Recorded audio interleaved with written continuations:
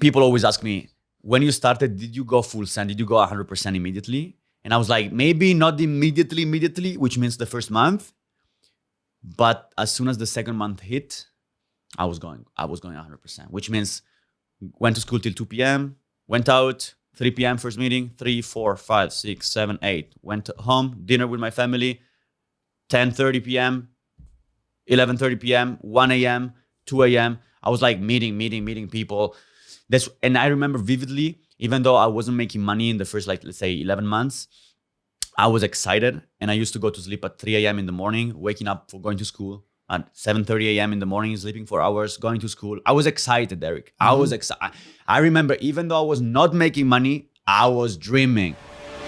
My name is Eric Worre, and welcome to the Excellence Project. Today, I have a network marketing leader, Giorgio Trabaldo. He's going to talk to you about how he has built a huge business, and he's only 26 years old.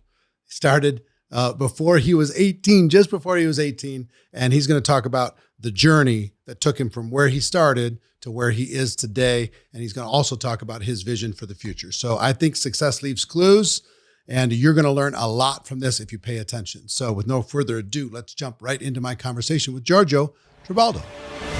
Giorgio. Eric. How are you? I'm amazing. So you live in Italy, yeah?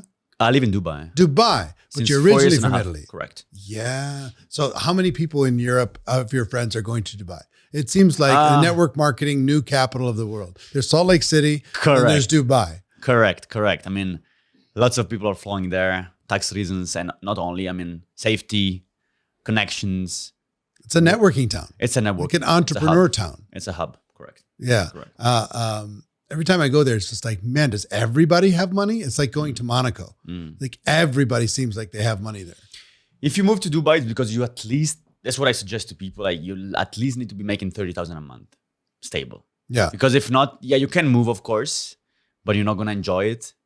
Because, I mean, you have to go there, you have to find a rent there. You spend if you go there. If you network, you spend. So, yeah. All right. So that's kind of, but it kind of pays for itself because of tax benefits. Correct. It depends also where you build your business. If you need to move back to your country of origins lots of times. So you need to build there, you need to, so the flights, and it depends on many things. People, I think naively, they just think, I want to save taxes, so I fly. And they don't understand the emotionality of flying to another places without your leaders, without your people. And so they just think of, I'm saving money, but the business is not only about money. Actually, money flows where energy goes, correct? So we know that if you're excited, if you are close by to good people, good environment, then your business is going to grow. So if I just move for taxes, I don't think it's a good choice. If you move for taxes because you already have connection and you plan things out, then it can definitely work. Right. All right. So let's get into our network marketing conversation. So you've been involved in this profession for how many years? 8.5. 8.5 years. Yeah. And you're a young man. How old are you? 26. 26 years old. I'm getting old. Oh my God, you're getting old. Wow. 26 years old. You've been involved for 8.5 years. So it's the only thing you really ever did. Correct. All right. So I want to go prior to that. So let me back up. And when you're a kid, so what was your upbringing like? What were your parents and brothers, sisters? I would say normal family. My dad is an employee. My mom has a small company. So middle class, hardworking, good values, good principles. I was a good kid. Nothing spectacular. Normal, average. Yeah. I was like really the good normal guy. Good normal guy. Do you have brothers, sisters? Yes, one older brother, one younger sister. Okay. And so your mom was a little bit of an entrepreneur? Yes. Okay. And your dad was more an employee. Yes. But still with a kind of a more like with a wider range of operationals. What does that mean? He was an employee, but in a company that allowed him to do more things, kind of like an entrepreneur. So he had like some executive abilities, let's say. I see. So when you were growing up, what was your dream? Was your dream to be in business for yourself? Was your dream to be an athlete, to be a movie star? I remember thinking of myself in the future, thinking like, what should I do? And I remember I had this idea of this entrepreneur, but I didn't know that there was actually an entrepreneurial role in the future, you know, for me. So when I 18 years old, actually 17 and almost 18, so 1 week before I turned 18, I found out network marketing. So I was still under 18. And I said, so I guess this is kind of the entrepreneurial thoughts I had. I can do something for myself. I can manage my time. So I had this weird idea of I want to be an entrepreneur. I didn't know what that was, what it meant, but yes, you I wanted to work for yourself. Correct. Instead of for somebody else. I hate rules. I hate them. Hate rules. Yeah. So but Fines, rules. didn't you grow up with rules? I would say hate them yes, but too. no. I would say yes, but no. Like my dad and mother, they weren't so strict. So I mean, of course, I had rules and stuff, but for example, I did this when I was 17. And my dad, the earring, an earring, yeah. My dad really didn't want me to do. I used to smoke since I was 14, smoke cigarettes, and my dad was hating that. And so I did the tattoos. I'm the first one in my family doing tattoos. So I was always the guy who kind of went the other route. And so when I found network marketing, to me was like, this fits perfectly. Everyone says it's a scam. I'm going to go the other route. That's funny. So who introduced you? How did you hear about it? My mom was a customer in a company and she basically took 2 years to bring me to a convention, 14,000 people convention in Vienna. And there, so she wanted to go, she was a customer and she wanted to go to the convention as well. Correct. She was a builder, but not actually a builder because she was so busy. So she caught the idea of building. She tried to, when you speak to some people, but she was so busy. So she was definitely a customer. And she took me to this convention because she was coming home, sharing these books of Kiyosaki and this and that and saying, hey, I think this is amazing. I was 16 years old at the beginning. So no one in my family was listening. My dad wasn't listening at all. But when I was almost 18, so 2 years later, she convinced me, she forced me, she pushed me to go to a convention. Wow. And so I said, you know what? I'm coming. So you went to Vienna. Correct. And at that event, I trained for 3 days. Correct. Yeah, like 6 hours a day for 3 days. Correct. How to build a network marketing business. And so what was your impression of that when you were soaking it all in? I wasn't soaking it all in. I mean, I was just there for my mom. So I went late at the events. I didn't take any note. I remember people telling their stories, the exercise you make people do. And I was like, I wasn't interested. Yeah. But let's say a seed was planted. So for sure I said, this is not a scam. This is a serious thing. Everyone was like much older than me. Everyone was wearing a tie and a suit. So let's say that the seed that was planted was like, okay, this is a serious business. I don't understand anything, but I think that if you work, you make money. Also because at the convention, a guy was gifted the Lamborghini. So I mean, that was imprinted in my head. So you're like, a Lamborghini would sound nice. Correct. Yeah. Yeah, I remember that. So crazy. 2016. Was that the one where they dropped it from the ceiling? Nope. It was the one where he drove in. They drove in. Yeah. There was one I got in trouble because like before the event started, I was like filming it coming down from the ceiling in a rehearsal, and people were like, "Take that down, please. That's supposed to be a surprise." And they dropped 2 from the ceiling. True, from the ceiling. Yeah. I mean, it's like, the insurance just for that was pretty crazy. Crazy times. Huh? Yes, crazy times. So, all right, because the seed was planted, but you didn't do anything. Nope. Okay. How long did it take before you found something for you? 2 weeks, actually, because I got back. I posted the story on Snapchat. A couple of my friends told me, hey, what is that? I didn't tell anyone that I was going. So when I came back, I met these 2 friends and they were like, hey, how does it work? And I was like, I don't actually know. I mean, it's a business. A guy was gifted the Lamborghini and they were like, what? A guy? So how does it work? I want to get that too. I was like, I don't know. Hey, mom. So I got 2 friends. They want to know, how can we get to know the business? So she said, you can go to a presentation. There's a presentation out there in my home city. And your home city was? Torino, Turin. Got it. You trained that too. Yeah. And so, yeah, we went. So I really did the true network marketer, which is, I don't know. I was just telling my story, bringing people to a presentation, and was on the same level. So I didn't put myself above them, saying, hey, you should join me. I was like, let's figure it out together. Correct. Yeah. So you and the 2 friends went to this presentation. We went. Tried to understand it. Correct. We understood. There was a presentation on Sunday morning. We were 18 years old, so Sunday morning is usually a bad time to go. But we were partying the day before, going to dance techno, red eyes, waking up early. My mom used to drive us because I didn't have the driving license still. We went there 2 hours and a half Sunday morning, but we were excited. I don't know what, but we were excited. So we were like, maybe we found the thing. So we didn't even understand that there was network marketing. We thought there was a big opportunity, a lifetime thing. We found the next Amazon kind of style. We didn't understand it was network marketing and industry and this and that. So that's how we started. So they came out, they looked at me and they said, well, what do we do? And I'm like, I think we should start. I look at my mom, what do you think? She was, of course, was like into it. So she said, okay, about the money, yeah, we need to figure out because I didn't have any. And my dad didn't want me to get involved. So she's like, okay, we will talk later, me and you. And so at the end of the day, she lended me the money. And we started in 3. My dad did the same for me. Okay. Yeah, because I didn't have the money either when I was starting. And I was 23. So I was way ahead and I was still broke. So mom helped out. Correct. And what about your friends? What did they do? They started with me. Okay. We were all excited. Did they have their own money? Did they get help from somebody? Do you remember? I don't even remember. I think one guy was working as a waiter. So he had some money. I don't know. Like, I don't even remember, but somehow we found the money for sure. My mom lended it to me.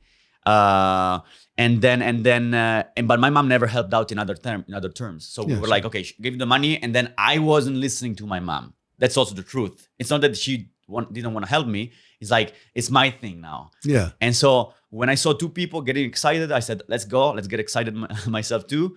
And we started building. It was just meeting people and talking. Yeah. So constantly doing the same thing, telling the story. Always. Sharing it with them. I was really doing the same thing. Yeah. Over and over. And I was in the last year of high school. So I was still 18 years old. We were still. What were your friends thinking? The ones that didn't understand it?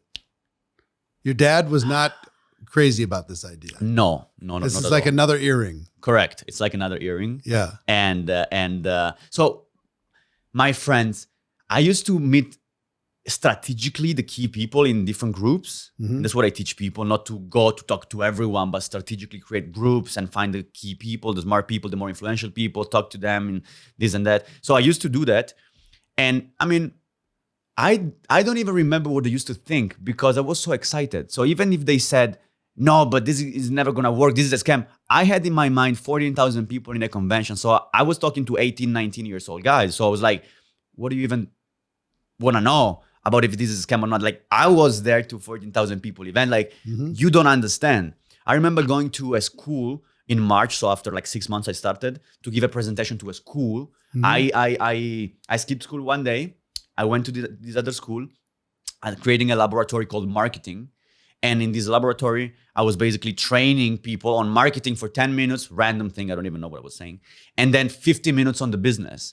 And then I was giving everyone a sheet to put their name and surname and then phone number and email and calling these people later. And out of these 50 people who wrote down their names and information, I called 50 and 50, incorrect number, 50 out of 50. They all gave you a wrong number? Everyone wrong number. And I remember going out of that school saying, wow, in this lyceum, people don't understand beep.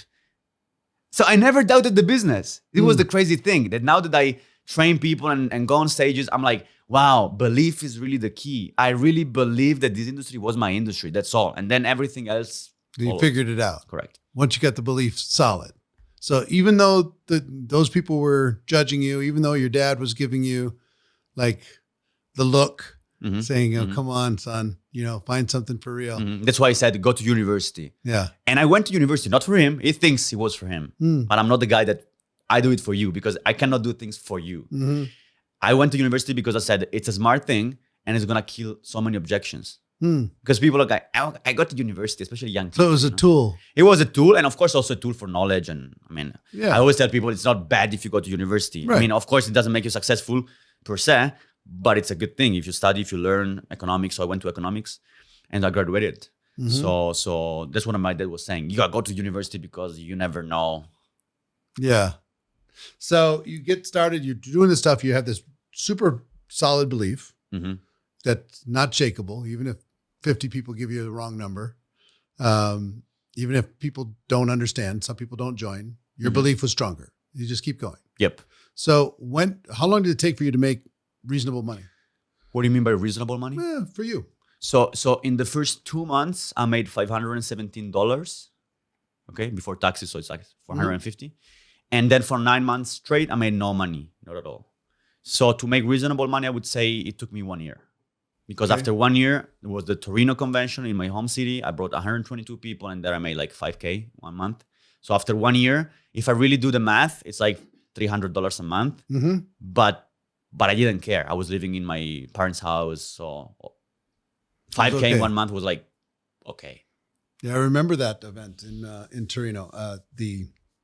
Stayed at the Fiat factory and went to a Juventus. You went to game. the Yeah, it was super fun. Wow. In the rain, it was amazing. Everybody's going crazy and singing songs and waving flags, and the fans were bananas, which was exactly what I wanted. I wanted to see the full crazy fan experience in Europe. So yeah, that was fun. So all right, you start making money after a year, and in order to be able to build, you brought 122 people. Correct. How'd you get 122 people to show up? So first of all, it was my home city, so it was easier. But still, that's hard for anybody. Right? After 1 year. So it was precisely after 1 year from when I started. So how did I do? What was your secret to get 122 people outside of belief? I guess belief. People always ask me, when you started, did you go full send? Did you go 100% immediately? And I was like, maybe not immediately, which means the first month. But as soon as the second month hit, I was going 100%, which means went to school till 2 p.m., went out, 3 p.m. first meeting, 3, 4, 5, 6, 7, 8. Went home, dinner with my family, 10:30 p.m., 11:30 p.m., 1 a.m., 2 a.m. I was like meeting people. And I remember vividly, even though I wasn't making money in the first, let's say 11 months, I was excited, and I used to go to sleep at 3 a.m. in the morning, waking up for going to school at 7:30 a.m. in the morning, sleeping 4 hours, going to school. I was excited, Eric. I was excited. I remember, even though I was not making money, I was dreaming. I understood the concept of sacrifice some years of your life to, live the rest of your life, blah, blah, blah, which even though it changes because you realize it doesn't take 5 years to live an amazing life, much more. And you get rid of this fake residual income philosophy. But still, I remember that dream kept me going, even though I wasn't making money. And that thing brought people to conventions, and that dream brought people to presentations. It was contagious. And it's the same thing I keep on having today. When I sit with someone, I annihilate whatever objection they have, whatever, because it comes down to the dream. If you understand the business, if you have a dream, if you breathe life, you're going to build this business. Yeah. Yeah. So the belief was strong enough. You end up with 120 some people for a 3-day event, and they leave there, and some of them go to work. Many go to work. We just needed to understand the business. So you trained us, we understood the business. Because in the first year before that event, we didn't understand the business because I didn't grasp all your information at the first event. I wasn't there taking notes. So when I started, I was starting from scratch and trying to do my best with my own voice and my own knowledge, which was very little. And so after 1 year, when I brought 122 people to another convention, we were there to understand. And you trained us. And we were like, whoa, there's a thing called handling objection. There's a thing called inviting people. There's a methodology to that. Oh my goodness. So the first year was raw work. Yeah. After 1 year. And belief. White hot belief. Didn't know what you're doing, but it's okay. Yes, numbers. And then you added some skill to it. And from that moment, boom. Yeah. Yeah. 2 years straight of full success. Yeah. So you add the skills, you start training your team, get everybody focused, off they go, and things really start moving. Yes. So, I'm hearing, the theme through all of your stuff is belief drives it all. I would say yes. Energy, belief, conviction, focus. Because also to me, during my 8 years and a half, and still today, I would say I need to sell myself. Because in different levels, at the end of the day, you just need to sell yourself different things, but they all convey to one thing, which is, do I still believe this is the place for me? And when you make millions a year, you still have to sell yourself, hey, this is still the place to be. And when you make 100,000 a year, you still have to decide, yes, I'm not a big fish. I still need to grind. So yes, belief. I know that I have to sell it to my 7-figure leaders in my team. I need to sell belief to my leaders because I know that before or later, everyone is going to judge the industry from scratch, from the get-go, since to the point where they make a lot of money and they think, maybe I should become a coach. Maybe I should do something else. They feel like there's something else on the ladder that they should go on. Our business can be repetitive, but and so funny. I talked with. Sometimes people feel like once you become a low-level distributor, then a mid-level distributor, then you become a high-level distributor, and then from there you can become. What should you do? Should you become a coach? Should you start another business? Should you invest in other things? Should you be a serial entrepreneur and have 20 businesses? Or some of them want to start their own network marketing company. And there was one, probably 2 years ago now, top earner, top. He's like, I'm going to go start my own company. I'm like, can I talk you out of it? He's like, what? No, I'm going to crush this. I'm like, yeah, I get it, but it's a different life. I just want you to understand it's different risk profile, different stress, different lifestyle, yes, different ways you're going to use your time, what you're great at. You're not going to be able to spend all the time doing it. You have to do other stuff that you're not necessarily so great at. There's all kinds of things that you don't see going in. It's always going to cost more. It's going to take longer. He did it. And not like a month ago, he's like, bro, I wish you would have told me harder. I said, I tried. Because here's what I truly believe. The best place to be for somebody who has a reasonable skill set inside of network marketing is a top distributor in a company they feel is going to be a long-term player. There's nothing else even close. So true. Nothing else even close. But some people have this itch to scratch, and it's like now they're trying to figure out a way to get out of it, back into being a field leader with a company. Those types of things. So I think people don't get in touch with entrepreneurs outside of the industry, and so they think that just because we make this money, then we're strong and we can do everything. Right. But when you get in touch with other people outside network marketing, you're like, whoa. It's like if you ever see the movie Taken, where Liam Neeson is, go take care of his daughter. Never. Well, anyway, he's like a military guy. Okay. That his daughter gets kidnapped and he's going to go take her. He's like, he gets on the phone with the kidnapper. He says, I have a very specific set of skills, that will, take care of a person like you. So you made a big mistake. And it's a crazy connection. But what I'm saying is people who build network marketing businesses have a very specific set of skills that some of them apply to other businesses. Some of them don't. There's a difference between being an entrepreneur with a lot of employees and infrastructure and being a solopreneur. It's just them. They're the asset. They're the infrastructure. They're the warehouse. They're the inventory. They're the employees. They're all of it in one person. So it's really specific. I mean, you take that and you're like, you're going to go start a business where you have to have 100 employees. Yeah. Now that person's not happy because it's not their natural thing. So it's really specific. I was talking about this with the CEO 2 days ago. I did an interview with my CEO in my company. And you really see that I told him, like, sometimes you should be more salesy, like you should pitch more. And he's like, that's not my role. You do the leader, I do the CEO. I'm not emotional, I'm rational, I think, and I don't have to get so emotional. That's why it's hard for me to divide network marketing in the field and the CEO, but so 100%. There's some that can. There's some corporate leaders that still can go out there and inspire, but it's rare.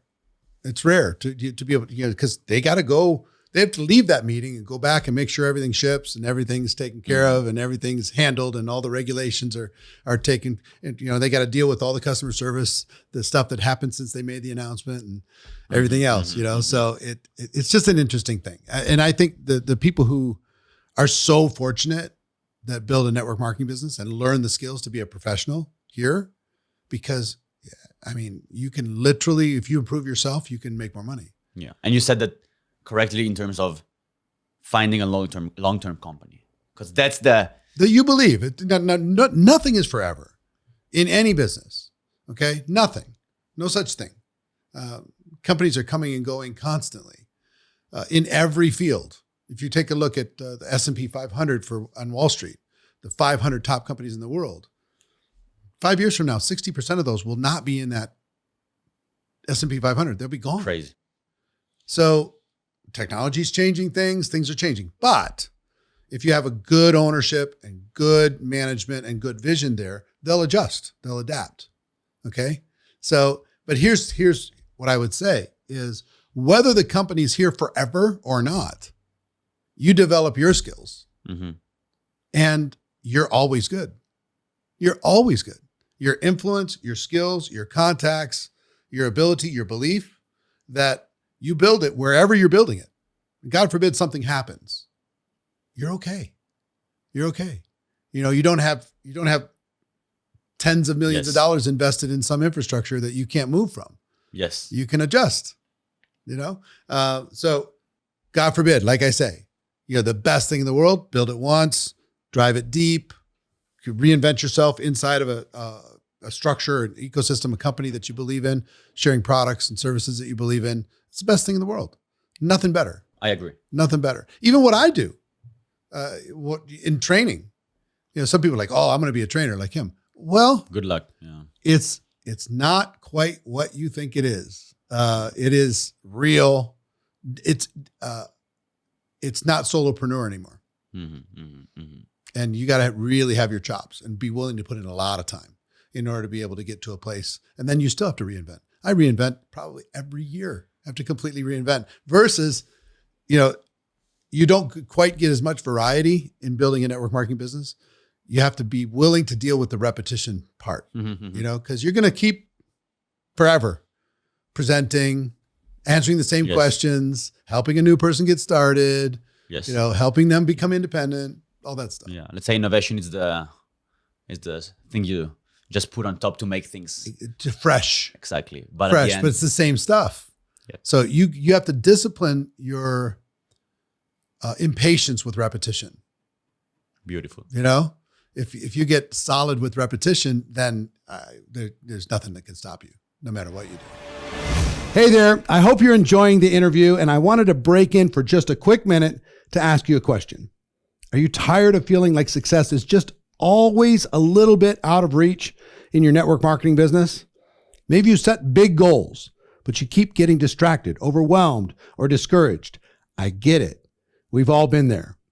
The truth is, the most successful people in network marketing don't just work harder, they work smarter. And that's why I created GoPro Insider. Every day, you'll get a short, powerful coaching video to help you develop momentum, develop your skills, and start winning in your business. Imagine where you could be 1 year from now if you just committed an average of 7 minutes a day of focused, strategic growth. Let's make that a reality. Join GoPro Insider now at GoProInsider.com. You can start for as low as $9 a month, just 30 cents a day. GoProInsider.com. Okay? Let's get back to the conversation. When did you consider yourself, I'm a professional?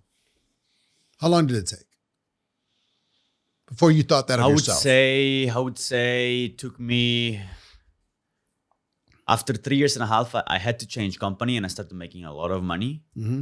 And there I said, wow, because before I wasn't making so much money. Even though I had some spikes, didn't make so much money. Actually, my first 3 years and a half. And that's an example. That company was not prepared for the pandemic. Yes. When the pandemic hit, they were not prepared to pivot and be able to respond to the market. So it became very, very difficult for people involved. So as an example, but you'd worked on your skills. Yes. And so when I had to change, I changed, and then I started making, let's say, real money. Because before, yes, I had some spikes again, but it wasn't real sustainable, solid money. And when I changed, I was like, so I'm able. So I started making a lot of money. I was like, wow. So the issue was not so much me, but actually was the company. So sometimes our external conditions count. And so I realized that hopefully during the first 3 years and a half in that company, I was like, I'm the issue. I'm the problem. I need to work on myself. I never blamed anything and anyone. Yeah. But when I shifted, I was like, whoa, I'm tripling my income. So maybe, yes, it's combination. It's combination. You got to make sure that the product's meeting a need. You find something where there's interest and growth, and it's a fresh story to tell.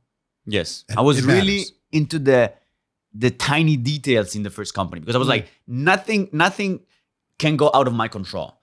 And it's not that I changed that mentality, but I just realized that needy things really built me so much, because when I shifted company, that was like, I keep doing this, but I'm making 4 times the money basically. So that was the big shift where I said myself, I'm a pro, because I started making big guys money. Because of the money or because of the skills? Because of the money. Because before I was always like looking up to people. So I was looking at these American people, I was like, whoa, but inside I was kind of judging in a positive way myself, thinking I'm not good enough. I'm training myself more. But when I shifted, then I started making a lot of money. I was like, so it wasn't me kind of the issue. It was the external condition. So like 4 years. 4 years. 4 years or so. So you're 22? I was 22, yeah. 22. And you feel like you're a pro. I felt like I was a pro. Yeah. So looking back, I laugh, but yeah, I mean, at that level, right?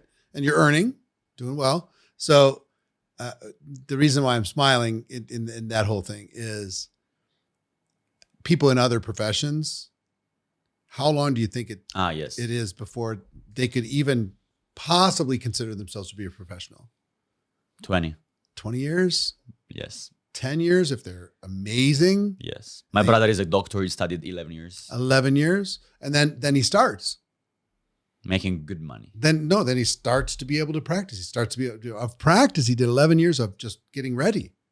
So, I mean, in the real world, outside of network marketing, it's, you're in your 40s before you feel like, I'm there. Yes. So you're in your early 20s. So here's the great advantage that you have. You get to save those 20 years that another person has to invest, and be able to use those 20 years. It's funny to hear yourself calling yourself getting old at 26. I know. At 26 years old. I started when I was 23, and by the time I was like 27-ish, 28 is when I felt like I'm starting to get it. Like I feel confident in myself. It took me probably about that period of time, 5 years, 6 years before I felt, you know what, I got this. I could train some of my mentors now on some of these things. Okay, beautiful. I got this. And the big money didn't show up until my 7th year. 7th, okay. Yeah, when I was 29. What you mean by big money? I made $980,000 that year. 750. And for the first 3.5 years, I had no duplication. It was just all me. If I didn't do it, nothing happened. And I was like, the same. Oh, it's so frustrating, because you hear about duplication. You hear about time freedom. I had none of it. I didn't have money freedom. I didn't have time freedom.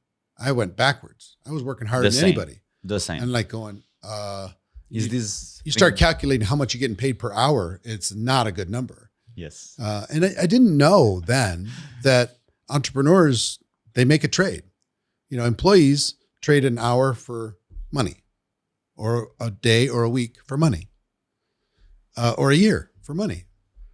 Entrepreneurs invest, and they get underpaid for quite some time.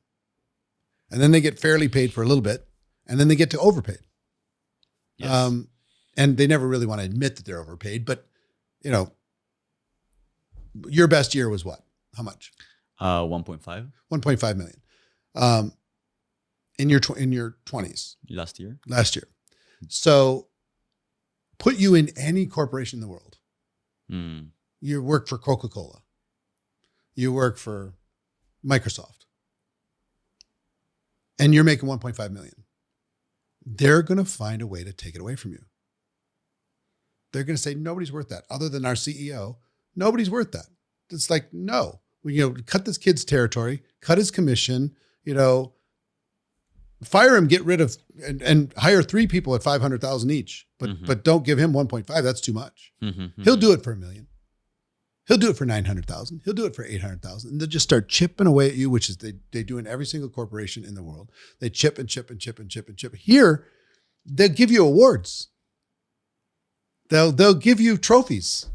They'll bring you up on stage, and they'll recognize you, and they'll congratulate you, and they'll appreciate you. Even if you make more and the company has to pay you more and more and more and more.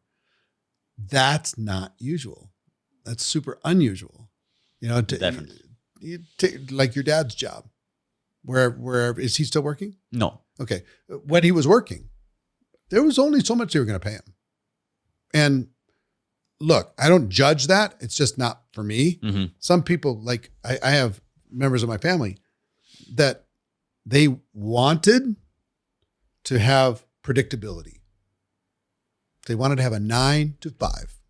And at 5 o'clock, they turned their brain off. And then they went and did whatever they were going to do. And that was the cycle that they wanted. I didn't want that. You know, I because my brain wouldn't turn off. So I wanted something to do with the time. It sounds like you're the same. Totally. Yeah. I don't want to switch off my brain. I cannot. Right. Yeah. So, I mean, because it's fun. It's a curse. Well, a curse, but a blessing. I think entrepreneurs, we're problem solvers. We're creators. We have a mission. We have a cause. So why would you turn your mission off? Doesn't make sense. Yes, nailed You it. know? That's the thing people don't understand. They don't get like- it because they're just like, you work for money. That's the only reason why you work.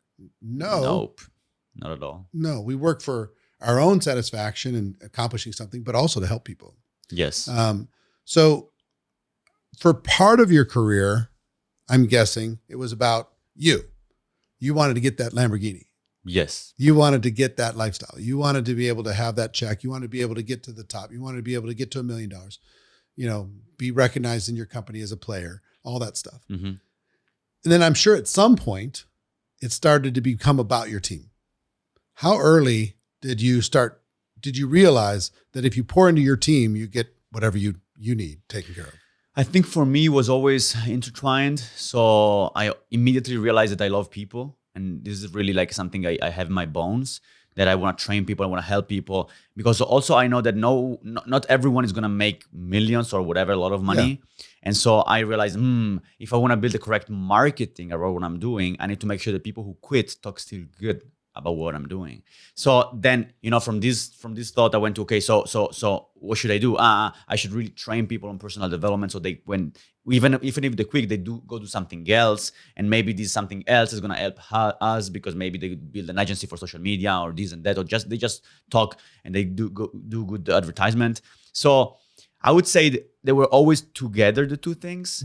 For sure, I wanted to get my financial freedom, but imagine, Eric, I never bought a Lamborghini. I never bought a car. I never bought anything. Why? Still, because I moved to Dubai, and maybe in Dubai it's even easier to get a Lambo. But as soon as I did that, I started building internationally.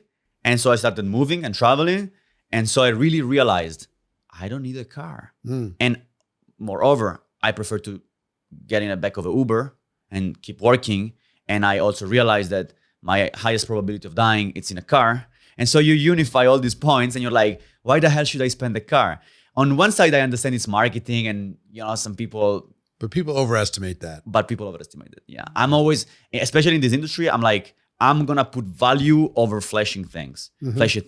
So that's how I want to build this industry. Because this industry is built on showing the Gucci shirt and showing you I make money. Well, but it could be, and because that Lamborghini got your attention and it got your attention of your friends, right? So it even I agree with you that we overdo it, that we make it seem like everybody has that. You know, that there's too much hype. Too much.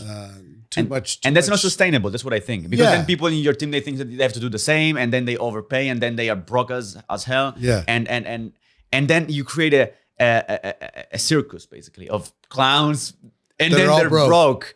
And then I years ago I said, what's the best way?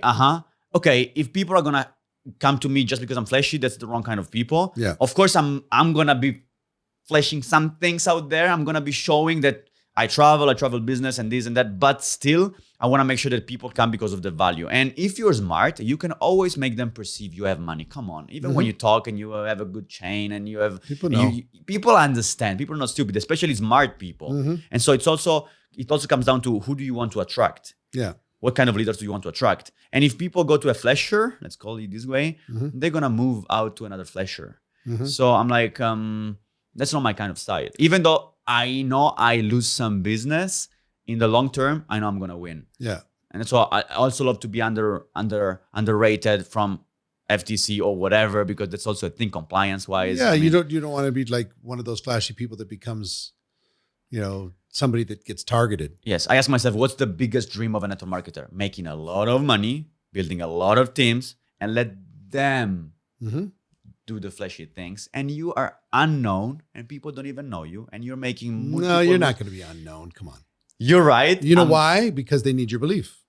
Unknown to the outside world, but inside, of course, I'm super. In my team, I'm everywhere. Yeah. But I'm just saying, if I think of myself in 10 years from now, I want to be super present everywhere.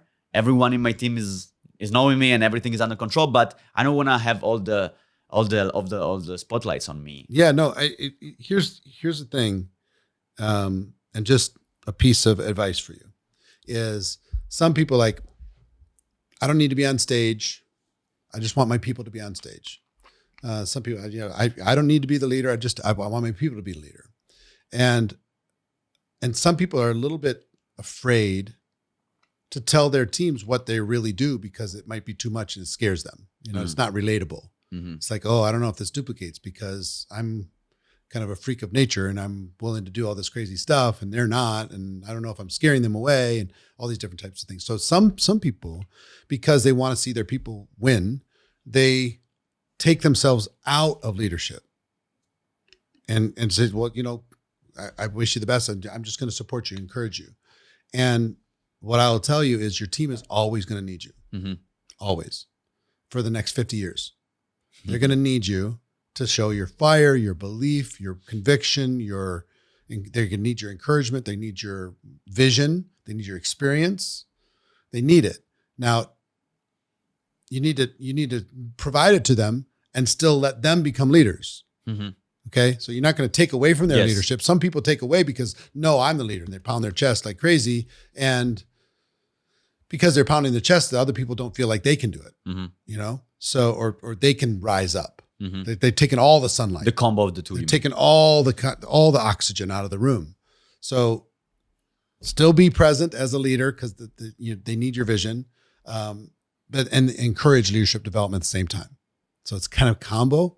Some people like go radical. They're all in, it's all about them. And then it's not about them at all. They disappear. And the people in the field feel like you left them behind or you forgot about them type of thing. So anyway, it's a piece of advice. Balancing those things because you're going to be constantly riding that balance for the next 20 years. Am I doing too much? Am I doing not enough? Being aware, what's working, what's not. Are my leaders, do they need a little bit of tough love? Do they need a little bit of encouragement? Do they need a hug? What do they need? High five? Okay, great. Yes. To be able to move forward. You talked about the importance of infusing personal growth into your team. How did you do that specifically? I'm in touch a lot, and I show them and I train them on this. Lots of my calls are on personal development. Is it like with a weekly call? I have weekly calls, one-on-ones. I have to say I'm a personal development maniac, so it comes out naturally. So when I also see some leaders having problems or some teams not performing as well as they should, I know there's a human factor thing. So I never focus on what's the technical thing. I mean, sometimes it's a technical thing for sure. But many times it's a leader not learning the technical things. For example, why he's not learning? Because maybe he doesn't believe that's the thing, or maybe he doesn't believe in himself, or maybe he's not investing that time. So the way I do it, it's ongoing, non-stopping, training. Also on my social media, I put out so much content on YouTube, 550 videos in 3 years. So almost one video every 3 days about personal development. So also outside of the niche of network marketing, people know me for personal development, which has brought so much recognition to the industry. Because outside people, they say, hey, George is a good guy. So everyone says, okay, if people, they say it is, then. Do you do it in English, Italian? And now, like 2 days ago, I started with English. So I'm going to pour everything. A little bit of both, English. But you're probably most known for in the Italian market. Yes. At the moment, yes. Nice. Italian, yeah. So when you are studying, are you a reader? You listen to a podcast, watch videos, attend events? What do you do? I was a reader. Now I'm much more a listener. YouTube videos, podcasts, whatever. I'm a listener. Because I'm traveling so much. Yeah. So when you travel, sometimes it's hard to sit down and have those 3 hours with a good coffee to read. No, I don't have that time. Right. So I'm always and I always listen. This is a crazy thing. I always listen times 2 the videos. It goes faster, right? Oui. Yes. And it's fine. I cannot. Like, when they speak normally, I'm like, is this slow? No, it's times 1. I'm on going times 2. English, Spanish, Italian, whatever I'm listening, it's times 2. How many languages you speak? 3. 3. English, Italian, and Spanish. And when you started, you just speak Italian? Italian and English. Oh, so you English, I didn't speak it so enough. well. Yeah, but, you speak very fast. You're very good at English. But yeah, I developed it through the industry. Sure. I never studied from any Italian guy. There's no Italian guy. Right. So I immediately went to English-speaking people. Yeah. Yes, I was born with you, so English was my thing. There we go. So give me a few books that had a big impact on you. The Puzzle of Life. Puzzle of Life. Yeah, Jim Rohn. And another one I would say Kiss That Frog of Brian Tracy. And another one, it's called It's Easy to Stop Smoking If You Know How To. Because I used to be a smoker. When did you stop? I stopped in 2021. So now it's 5 years. What caused you to stop? I was a freak, and I remember I was going after Easter back home driving, and I was still in the first company, and I was like, I need to do more, even though I was squeezing myself out of. But I was like, what should I do more? What can I do more? I don't know. How I'm planning, I'm working, I'm doing this, I'm training, I'm waking up early, maybe I should stop smoking. And so I said, out of no, let's say, real reason, I said, that's my edge. That's my little thing I can improve today. And so I went home. I already had that book on my shelf. I grabbed that book. I read it in 2 hours. Stopped smoking. Stopped. Stopped. It was the last one. Last one, yeah. Wow. What did your dad think? Was he happy? My dad was super happy. Yes, yes. Now my dad and I have a beautiful relationship with everyone in my family. I love it. Because of personal development. I gotta meet him at some point. Yes, for sure. Yeah. He doesn't speak English. My mom does speak English. Yeah. My dad speaks French and Spanish. Wow. So there's a mix of things. But so you just stopped. Boom. Boom. I stopped. Yes. And I make so many people stop smoking in my team. When you join my team, you need to get fit. You need to get healthy. You need to stop eating sugars and stop. And you're not even in a fitness company. And I'm not in a fitness company. Yeah. But that's the culture I bring. In my events, I talk. I don't know. Let's say I have a 1 hour speech. I always intertwine health with business, trading, with network marketing, personal development, with family. Because at the end, that's what I want for people. It's all in once. If you join this, you join for a better life. And that's why people also stick, because they realize I'm not here for the business. I'm here for myself. Then if I grow myself, guess what? I'm going to make more money in the business. And when I make people understand this, they have the aha moment. They're like, it's so true. The more I grow, the more people are gonna join me. The more I'm healthy, the more people are gonna be interested in what I'm doing. So to me, this industry, it's so easy when you understand this. Yeah. It's funny that the idea of tying fitness to business is becoming a bigger and bigger thing. You know, if you want to have a great year, start focusing on your health. Also, because what I'm living, it's that I cannot sustain this rhythm if I'm not healthy. I cannot sustain it. So have you always been healthy?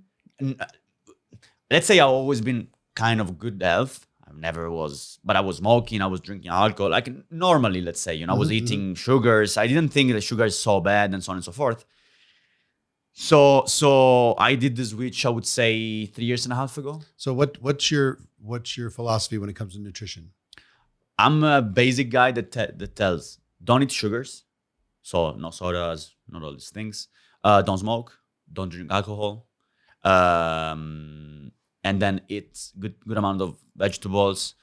And that's all. I mean, try to get some good sun, do sport, hit the gym, basic, wherever you are. I travel.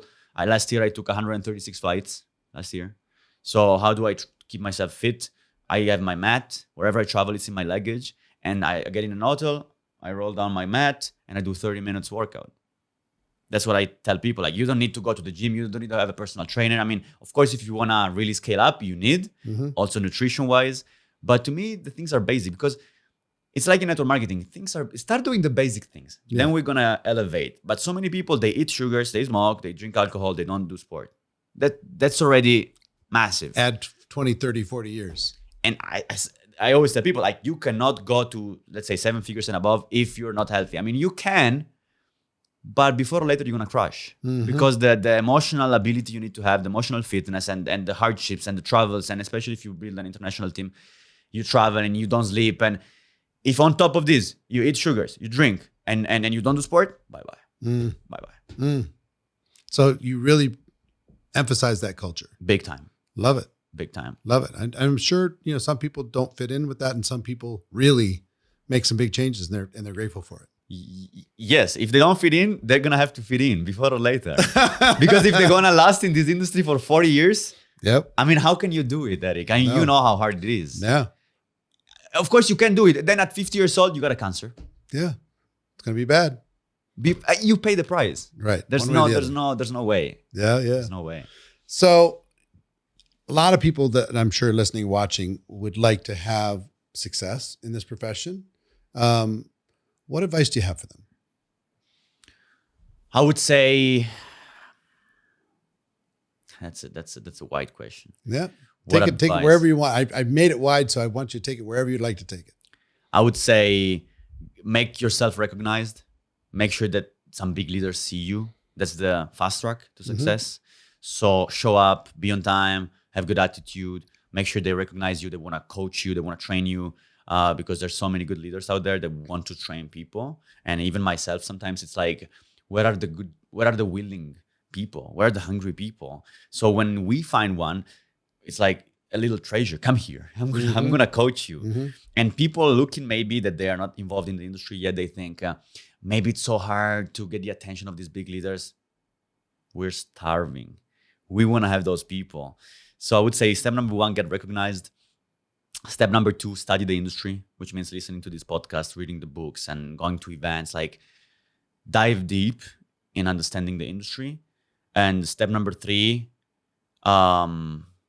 just decide it's your thing. Just decide that you deserve this life. Just decide, because even though sometimes we network marketers, we make it easier, it's definitely worth it. Even though it's not easy, it's not like something that you can just walk through and make money.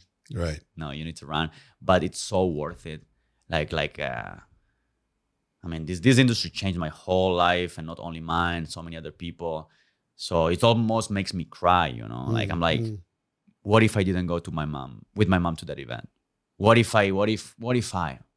And so with this what if I'm going out there, planting the seeds and doing YouTube videos, and making sure that people know that there's a way. Maybe this is not your way, but for sure, get involved. I think it's a mandatory thing. Everyone should get involved, at least for 1 year in network marketing, a good company, good leadership. You're going to learn a lot. You're going to learn a lot. About yourself, about selling, about team building, about leadership. So, I mean, cliche things, but this is it. Yeah. And there's so much to do in this industry. There's so much space, especially now in 2025. That's what I feel. Yeah. The industry is shifting. Leadership is shifting. What the market wants, it's shifting. People are not stupid anymore, kind of, because back then maybe, you see something on Instagram to make money. Oh, get me in. Now it's like, I've seen 100. Which one should I pick? So people are more educated.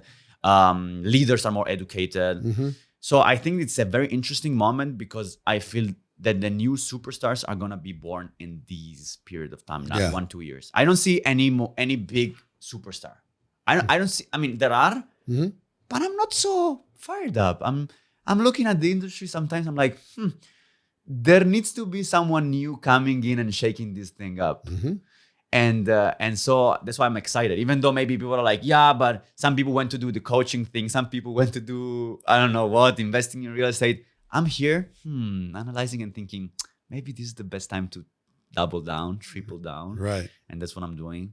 So tell me what you see in the future for you. For myself? Yeah, you and your team, you and the people that you work with.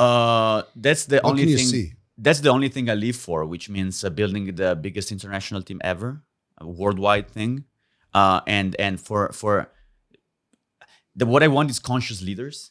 So people who know the bad and the good of the industry, because some leaders are good leaders, amazing leaders, but they still didn't get hit in the face, and maybe they don't know the behind the scenes. I want leaders who know the behind the scenes, because there's so much behind the scenes and it's good to know, like in every industry at the end of the day.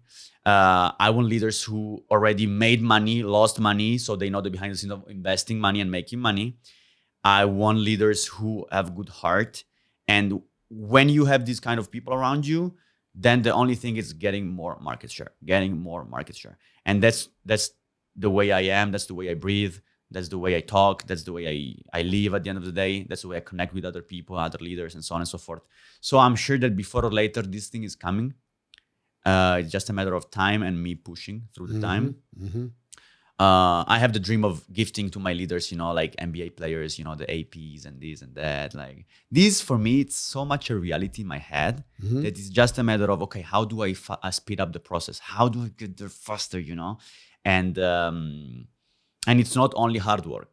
Yeah. It's smart work, it's branding, it's positioning, it's talking, it's relationship, it's connections, it's YouTube channels, it's so many things. And that's where I get into the entrepreneurial space more, let's say, not because here we're not, but because when you think like this, it's like, how can I somehow get attention from outsiders of the industry, that they put you on other stages, which I'm doing. I'm going on other people's stages, which are not in network marketing. And so I'm playing this chess game, but I know I'm going to get there. Here's a crazy thing for you to think about. You're 26. I'm 60. It's only 60. 60. Ah, So think about, where will you be in 34 years? 34 years from now. You're 8.5. So what is that? Something like four more network marketing cycles on top of the one you've gone through. Where will your business be? Where will your impact be? Where will your income be? How many people will you have helped by then? How many millions? It's a big number. Big number. If you stay focused, if you learn from everything, you keep growing every single day, it's going to be epic. It's going to be epic. Yeah. Sometimes that's why looking at my life, from this standpoint, it's like, whoa. Yeah. So why am I really doing what I'm doing? You come like to those spiritual questions, because you already, like, I know what you said, which is like, whoa, this is scary as, and then you're like, okay, wait, so what are my fears? What are the things I need to make sure that I have on point, wife wise, maybe relationship wise, investment wise, I need to reputation wise, and so that's why, fortunately, I'm able to see the future and make wise decisions, not to screw this thing up. Because and here's what I would tell you: you'll make mistakes. I've made mistakes. You'll make mistakes, and so long as you learn from them, you get better. Failure is not a bad thing. Failure will teach you faster than success, for sure. So, not like you're going to try to fail, but if you do, you're going to learn faster. Yes. So there's going to be tons of mistakes. You're going to screw up so royally over the course of the next 34 years. It's going to be unbelievable.